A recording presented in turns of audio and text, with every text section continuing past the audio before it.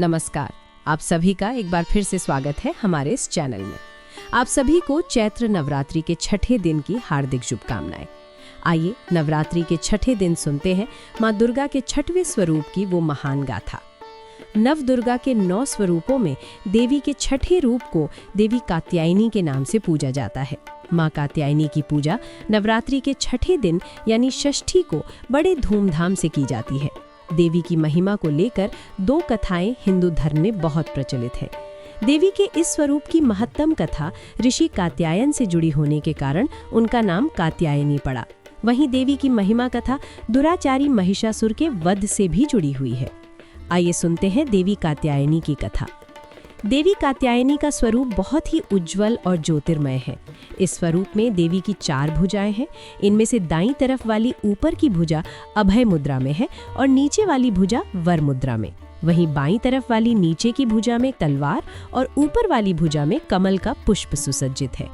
देवी कात्यायनी का वाहन सिंह है। देवी कात्यायनी की कथा हमें देवी भागवत महात्म और मार्कंडेय पुराण में मिलती है। पुराणों के अनुसार कथ नाम के एक बहुत ही प्रसिद्ध महर्षि हुए थे। उनके एक पुत्र थे जिनका नाम था ऋषि कात्य। आगे जाकर ऋषि कात्य के गोत्र में महर्षि कात्यायन का जन्म हुआ और ऋषि अपने तप के कारण विश्व प्रसिद्ध हुए। ऋषि कात्यायन की इच्छा थी कि देवी भगवती उनके घर पुत्री के रूप में जन्म ले, इसलिए उन्होंने कई वर्षों तक देवी भगवती की कठोर तपस्या भी की। मान्यता है कि ऋषि कात्यायन की ऐसी एक निष्ठ तपस्या को देखकर उनसे प्रसन्न होकर देवी भगवती ने उनकी इच्छा का मान रखते हुए उनके घर में जन्म लिया। ऋषि कात्यायन की पुत्री होने के कारण ही देवी भगवती कात्यायनी कहलाई। महर्षि कात्यायन ने बड़े प्रेम से देवी कात्यायनी का पालन पोषण किया था। कुछ समय बीता, पृथ्वी पर दुराचारी महिषासुर का उपद्रव सारी सीमाएं लांघ रहा था। महिषासुर को ये वरदान मिला था कि कोई भी पुरुष उसे कभी पराजित नहीं कर सकता और ना ही उसका अंत कर सकता है। इसलिए उसे किसी का डर नहीं था और देखते ही देखते उसने देवलोक पर भी अपना कब्जा कर लिया। तभी भगवान विष्णु, प्रजापति ब्रह्मा जी और देवाधिदेव महादेव ने उसका विनाश करने के लिए अपने अपने तेज से मिलित उत्पन्न किया।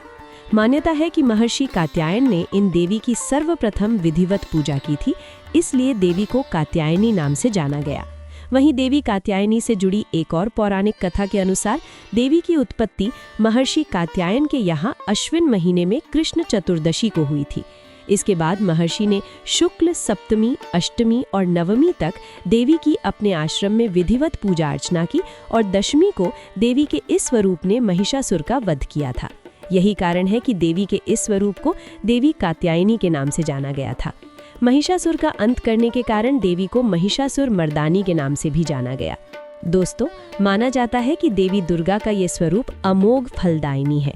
ब्रज की गोपियों ने करुणावतार श्री कृष्ण को अपने पति के रूप में पाने के लिए कालिंदी यमुना के किनारे देवी कात्यायनी की ही आराधना की थी। इसी कारण वर्तमान में भी देवी कात्यायनी समस्त व्रजमंडल की अधिशास्त्री देवी है।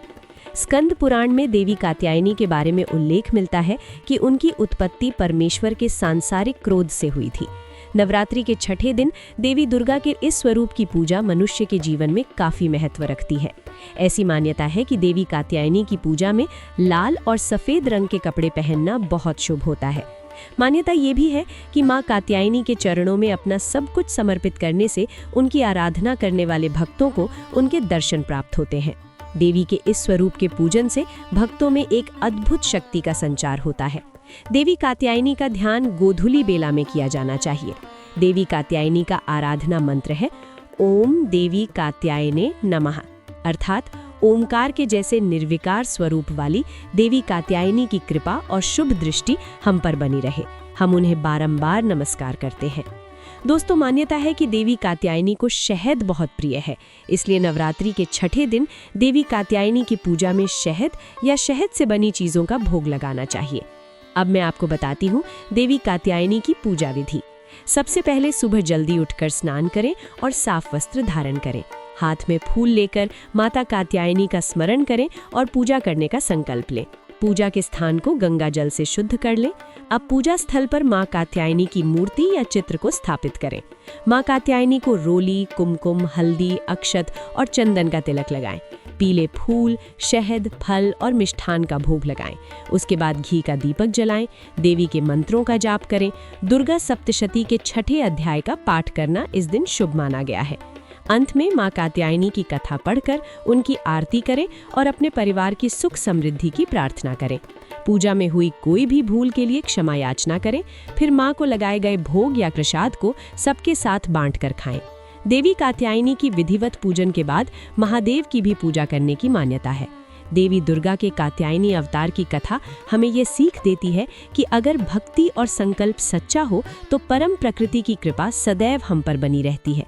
जिस प्रकार महर्षि कात्यायन की एकनिष्ठ तपस्या से प्रसन्न होकर देवी दुर्गा उनकी इच्छा और तपस्या का मान रखकर उनके यहाँ पैदा हुई, उसी प्रकार मनुष्य को भी अपनी भक्ति, निष्ठा और संकल्प के पथ पर अविचल रहना चाहिए।